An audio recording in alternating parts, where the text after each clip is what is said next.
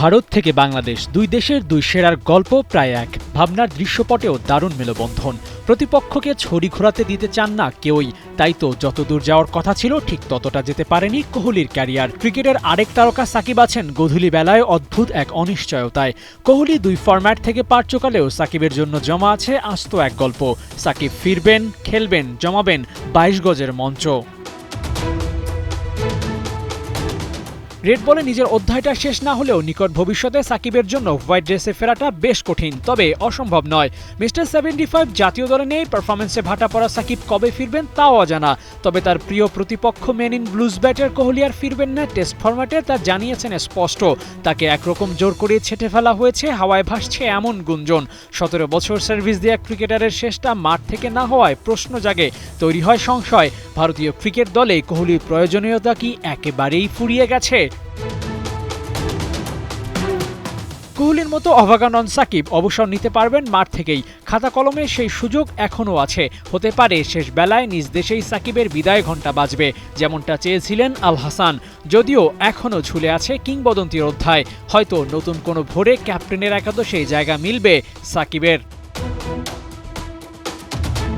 তবে আক্ষেপ করতে হয় কোহলিকে নিয়ে, ভাগ্যের কি লেখন। ১০,০০০ রানের মাইলস্টোনটা মাত্র ৭৭০ রানের রেখেই বিদায় বলেছেন ক্রিকেটের কুলিন ফরম্যাটকে। চাইলে কটা মাস পরে থাকতেই পারতেন, থাকেননি। আত্মসম্মান আর প্রয়োজনীয়তাকে প্রাধান্য দিয়ে বিদায় বলেছেন টেস্ট ক্রিকেটকে। কোহলিকে চাইলে ১০,০০০ রান করে বিদায় বলতে পারতেন না? বিসিসিআই কি তার কথা শুনতো না?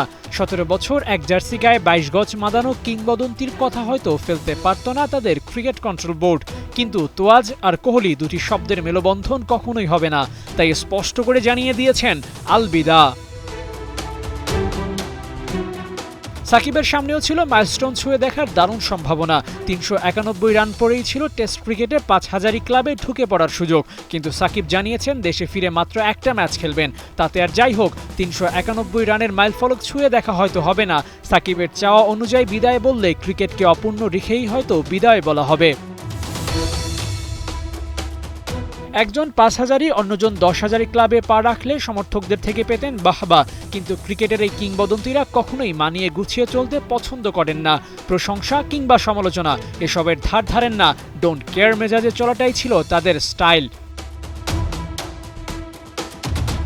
কত শত সমালোচনা সাকিবের আড়ালে আবডালে হয়েছে, তবুও তিনি শিরদাঁড়া খাড়া করে চলেছেন, যেন কিছুই হয়নি।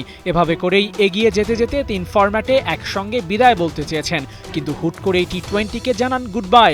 ওয়ানডেটা বাকি রেখে এখনও স্বপ্ন বুনেন দেশের হয়ে খেলবেন। ৭০০ উইকেট আর ১৪,০০০ রানের মালিক সাকিব আল হাসানের দেয়ার বাকি আর কত?